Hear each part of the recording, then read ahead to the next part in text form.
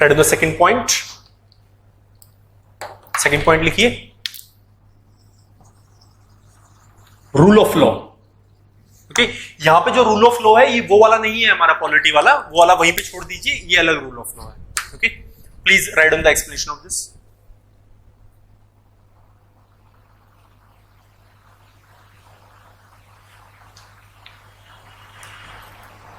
Right about this. Good governance requires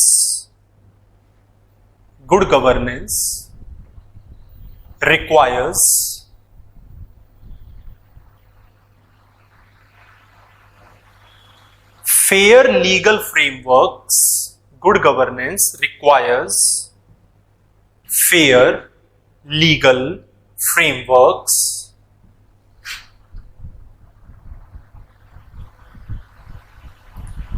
that are enforced impartially,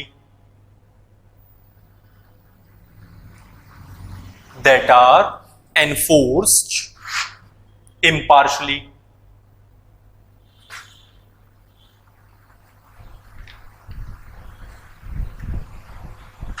It also requires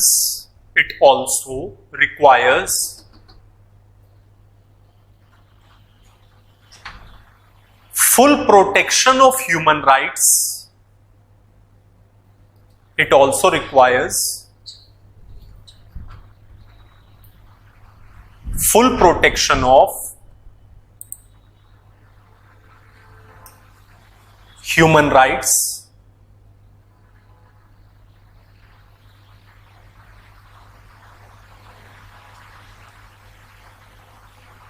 चल रहे, particularly those of minorities. Full protection of human rights.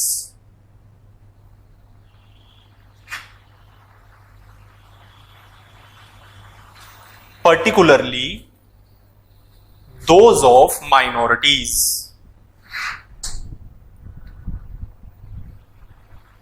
Now write down the entire line, capital words in inverted commas.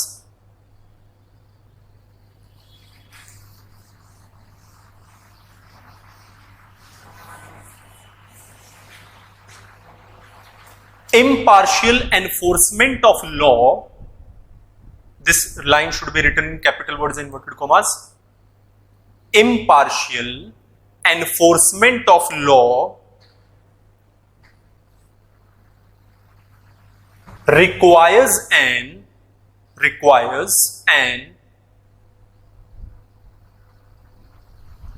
independent judiciary. Requires an independent judiciary, comma,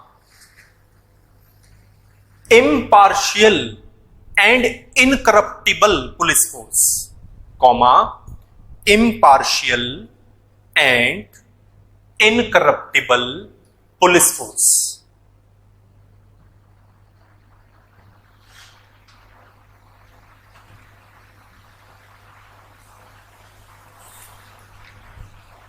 okay, inverted comma close. तो चलो देखते हैं हम participation, तो हम already discuss कर चुके हैं कि participation by both men and women, direct हो इनडायरेक्ट हो। जैसे डायरेक्ट पार्टिसिपेशन अगर मान लो कभी इंटरव्यू में पूछ लेता है वो, तो डायरेक्ट पार्टिसिपेशन कैसा हो गया, that is directly by the into the public vote. Okay, ये डायरेक्ट पार्टिसिपेशन है। या फिर किसी इंस्टीट्यूशन के थ्रू, जैसे हम आरटीआई फाइल करते हैं, तो आरटीआई फाइल करने के लिए हमें एक ऑफिसर के पास जाना होता है जिसको बोला जाता है इंफॉर्मेशन ऑफिसर। हर डिपार्टमेंट में एक इंफॉर्मेशन ऑफिसर रखा जाता है, तो that is by the participation. Let's see about the rule of law. Rule of law मैंने आपको भी बताया, जो पॉलिटी में था उसको मैं दोबारा नहीं बताऊंगा, और पॉलिटी में ही रहने दीजिए। यहां पे रूल ऑफ लॉ क्या कहता है गुड गवर्नेंस में? रूल ऑफ लॉ यहां पे बोल रहा है that good governance requires fair legal framework that are enforced impartially. बहुत इंपॉर्टेंट और इंटरेस्टिंग है। यहां पे क्या कहा गया है कि जो भी लॉ बना है, समझिए कि उसका जो एनफोर्समेंट है वो इम्पार्शियली होना चाहिए। गॉट विद दिस और नॉट? जो भी लॉ बनाया गया है उसकी एनफोर्समेंट इम्पार्शियल तरीके से होनी चाहिए। दूसरी बात, it requires protection of human rights particularly those of minorities. जो माइनॉरिटीज हैं, okay, other than Hindus, all are minorities into India, तो माइनॉरिटीज के जो राइट्स हैं उसके ऊपर बहुत ज्यादा ध्यान देना चाहिए। ये रूल ऑफ लॉ है, ओके, क्योंकि रूल ऑफ लॉ वहां पे भी क्या कह रहा है कि no one can be punished except for the breach of law, okay, जब तक कानून नहीं तोड़ा, okay. Then the impartial enforcement of law requires a independent judiciary. Independent judiciary हमारे पास है इंडिया में। इंडिपेंडेंट जुडिशरी कैसे है कि लेजिस्लेचर और एग्जीक्यूटिव का कोई इंटरफेरेंस नहीं है जुडिशरी में, ऑलमोस्ट नहीं है, ओके, वो अलग बातें हैं, वो मैं डिटेल में नहीं जाऊंगा। तो जो there are three pillars of the democracy, these are the three pillars, okay, these are three pillars of the democracy. तो जो हम इसकी बात कर रहे हैं तो लेजिस्लेचर और एग्जीक्यूटिव तो इंटरडिपेंडेंट है एक दूसरे के ऊपर, बट जो जुडिशरी है ये इंडिपेंडेंट है। जुडिशरी तो इंडिपेंडेंट है, तो क्या जो हमारे पास पुलिस फोर्स है क्या वो इम्पार्शियल है?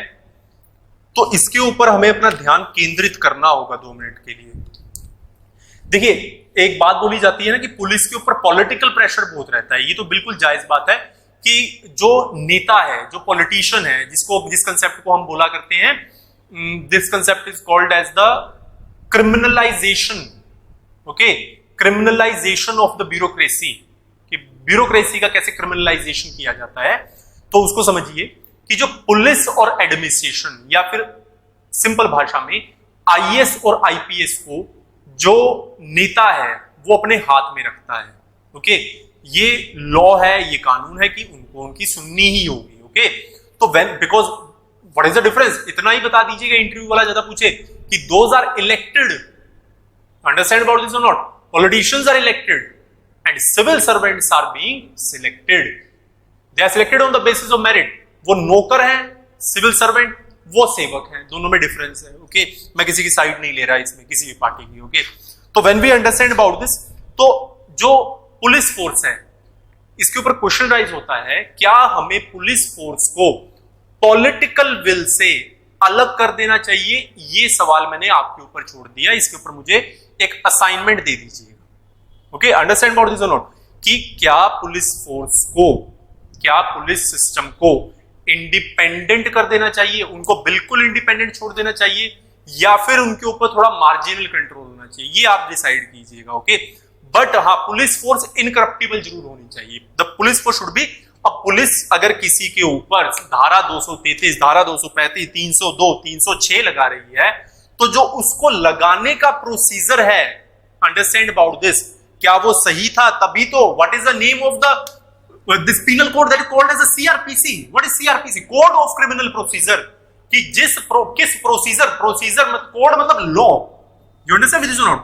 डिटेल्ड चीजें यहां बहुत इंटरेस्टिंग है कि कोड ऑफ क्रिमिनल प्रोसीजर क्या कहता है कि किस प्रोसीजर के तहत उस इंसान को पनिश किया जाएगा, और वो जो प्रोसीजर है वो अलग अलग प्रोविजंस के तहत, अलग अलग सेक्शंस के तहत आईपीसी, सीआरपीसी और सीपीसी में डिफाइंड है। 302 बताया गया है, 128 बताया गया है, 120 बी बताया गया, 123, अलग अलग सेक्शंस में डिवाइडेड है वो।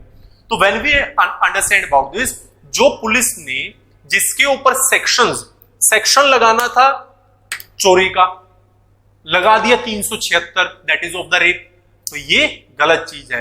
तो इंप्लीमेंटेशन ऑफ द लॉ, मैंने तभी कहा है कि law should not be only, जो आपका जो कानून है, जो न्याय है, justice should not only be seen, justice should be heard, understand about this. और जस्टिस किस तरीके से किया जा रहा है, कि किस तरीके से लोगों को न्याय दिया जा रहा है, ये भी लोगों को पता होना चाहिए। Everyone is clear this not? So understand about this. सबको क्लियर है? यस और नो? सबको समझ आ रहा है ना? Please give me the description in the comment box, okay, please मेरे को बताइए, ओके। तो आगे चलते हैं। तो रूल ऑफ लॉ बता रहा है कि that is the incorruptible police force. चलो इसके बारे में 2 मिनट हम डिस्कस कर लेते हैं, फिर लेक्चर को वाइंड अप करेंगे। अभी हमने एक बड़ा क्लासिक केस देखा है, that is of the Sushant Singh Rajput. उनकी डेथ हो गई, उसे बहुत दुख है, ठीक है, एक अलग, बट उसके ऊपर अलग केस स्टडीज भी बन जाएंगी, डिप्रेशन की केस स्टडीज अलग अलग। तो मैं आपको एक लॉ की और पुलिस की केस स्टडी समझाता हूं इसके ऊपर, ओके, जिसके ऊपर मैंने अभी एक जर्नल भी लिखा था।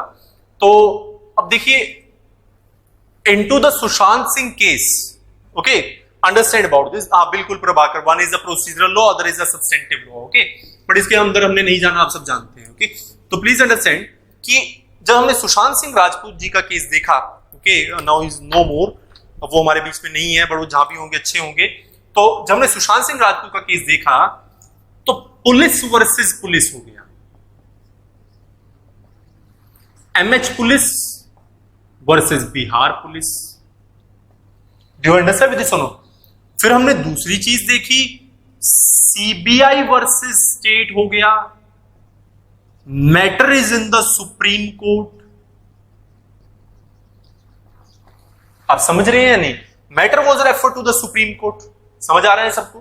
चलो ठीक है, matter is referred into the supreme court. तो जब हम इतनी चीजें देख रहे हैं, फिर उसके बाद महाराष्ट्र गवर्नमेंट कह रही है कि सीबीआई इंटेरोगेट ना करे, मुंबई पुलिस सक्षम है, वो पता है कितनी सक्षम है, वो क्या कर रहे हैं, बस सीबीआई भी ऐसी कोई बहुत बड़ी तोप नहीं है, ये भी याद रखिएगा। तो बट अब समझते हैं हम, चलो रिस्पेक्ट है सीबीआई की।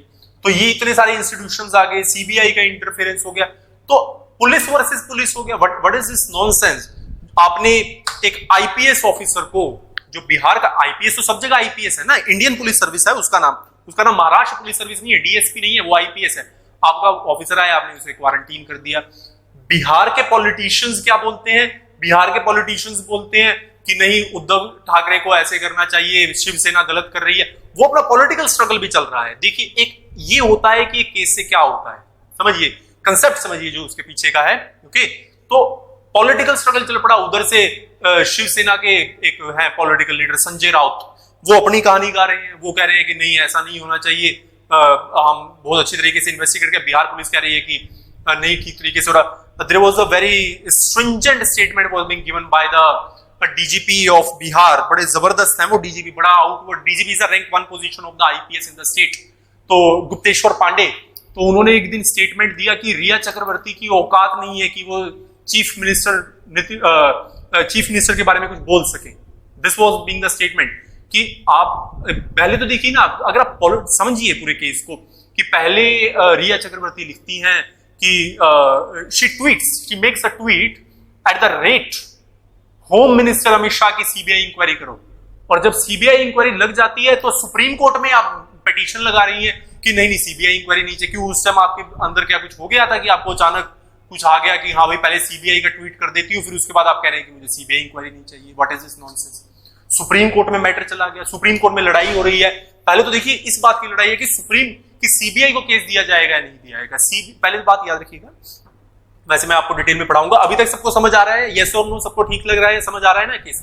तो हम आगे बढ़ते हैं इसके अंदर। तो सीबीआई को एक चीज प्रोड्यूस करनी होती है कि मैं तो आपको एक एक टॉपिक को पूरा डिटेल में पढ़ा सकता हूं, बट जितना रिक्वायरमेंट है यूपीएससी का उतना ही पढ़ाऊंगा मैं। सीबीआई एक फेडरल एजेंसी है। ओके, सीबीआई एक फेडरल एजेंसी है। फेडरल मतलब सेंट्रल गवर्नमेंट की एजेंसी है, जो पूरे इंडिया में कहीं भी जाके केस को इन्वेस्टिगेट कर सकते हैं, बट उस स्टेट की रजामंदी होनी चाहिए, जिसे बोला जाता है कंसेंट लेटर। कि कंसेंट लेटर प्रोड्यूस करना होता है, उस स्टेट को परमिशन देनी होती है कि हाँ भाई सीबीआई हमारे यहाँ पे आए और केस को इन्वेस्टिगेट करे। वो अलग चीजें हैं। अब सीबीआई की इम्पार्शियलिटी को चैलेंज कर लिया जाता है कि सीबीआई ठीक तरीके से केस को डील करेगी या नहीं करेगी, और एक महीने बाद ना ड्रामा हो रहा है। सो मैटर को सुप्रीम कोर्ट में ले जाएगा, फिर महाराष्ट्र गवर्नमेंट कह रही है कि सीबीआई नहीं। तो ये चल क्या रहा है? क्या पुलिस क्या कुछ भी है क्या? पुलिस की कोई रिस्पेक्ट नहीं है, इधर से उधर कर दिया, उधर से इधर कर दिया, उधर के बिहार के आईपीएस को क्वारंटीन कर दिया। This is not a good kind of thing. मतलब कि हमारी डेमोक्रेसी, हमारा पब्लिक सिस्टम, हमारा पुलिस सिस्टम, हमारा गवर्नमेंटल सिस्टम में फ्रैक्चर्डनेस है। वो इतने पावरफुल आईपीएस को भी 2 मिनट में कोने में बिठा देते हैं कि तुम कुछ नहीं कर सकते।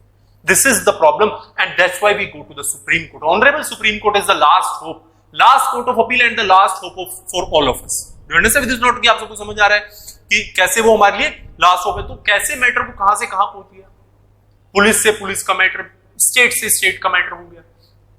तो this is a rule of law. तो ये एग्जांपल आज के टाइम पीरियड में, वो सुशांत सिंह राजपूत के केस को यूपीएससी को कुछ नहीं लेना देना, पर वो ये पूछ सकता है द रीसेंट नेक्सस, ओके, जो रीसेंट इशू चला, that is of the CBI versus police और द पुलिस वर्सेस पुलिस और the Maharashtra police versus Bihar police, क्या ये ठीक है या फिर पुलिस को ज्यादा पावर दी जानी चाहिए या फिर क्या क्या चेंजेस आने चाहिए?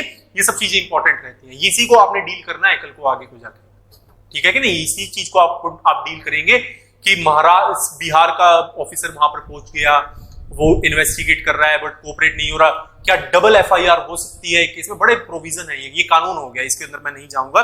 तो this is being the thing, that is a rule of law. Incorruptible police force चाहिए हमें। The description is left on you, you have to decide whether the police should be independent और या फिर police किस तरीके की बननी चाहिए या फिर पुलिस स्टेट ही बना देना चाहिए। ओके, तो आप देख सकते हैं कि एक केस के ऊपर कितनी ज्यादा पॉलिटिक्स हो जाती है इंडिया के अंदर भी।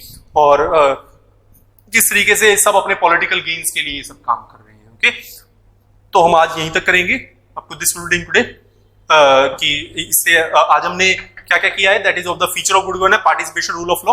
Okay, so up to this building today I am thankful to all of you for listening to me.